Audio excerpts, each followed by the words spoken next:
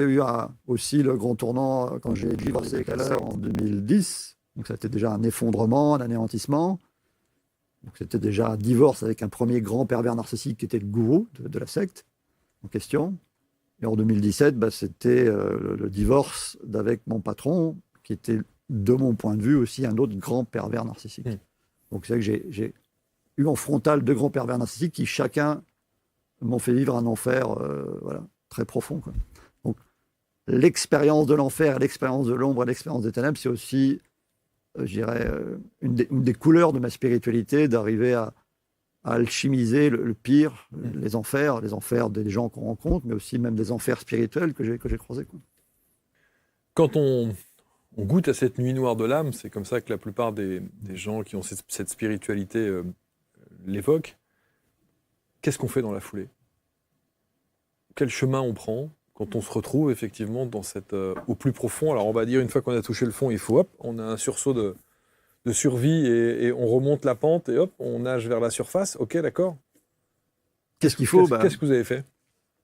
Je ne sais pas si c'est qu'est-ce qu'on doit faire, parce que quand on est vraiment au fond du trou, une des propres d'être au fond du trou, c'est de ne pas savoir quoi faire, même d'être au bord d'un suicide. Donc on est complètement perdu dans le pire des cas.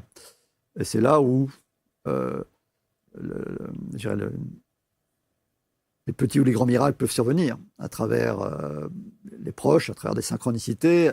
C'est là qu'on prend conscience qu'on n'est pas seul. C'est là où on peut prendre conscience qu'il peut y avoir des étincelles qui peuvent s'allumer, et si on apprend à les percevoir, à les voir, à s'ouvrir, ces petites étincelles au cœur de l'enfer, elles peuvent nous faire remonter progressivement jusqu'à une étoile de plus en plus grande, jusqu'à un véritable soleil. Donc vous aviez cette force-là encore?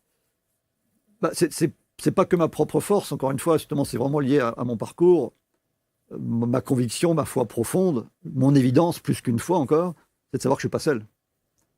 Donc même si quand on est au cœur de l'enfer, on se croit seul, en fait, de mon point de vue, on n'est jamais seul. Et puisqu'on n'est jamais seul, que ce soit, on l'appelle Dieu, qu'on l'appelle un guide, et ce Dieu, il intervient aussi à travers tout, de mon point de vue. Par définition, si on considère que Dieu est tout, Dieu peut s'exprimer à travers tout, donc à travers aussi nos plus proches. Donc c'est aussi mes plus proches qui m'ont aidé, bien évidemment, à ce moment-là, quoi.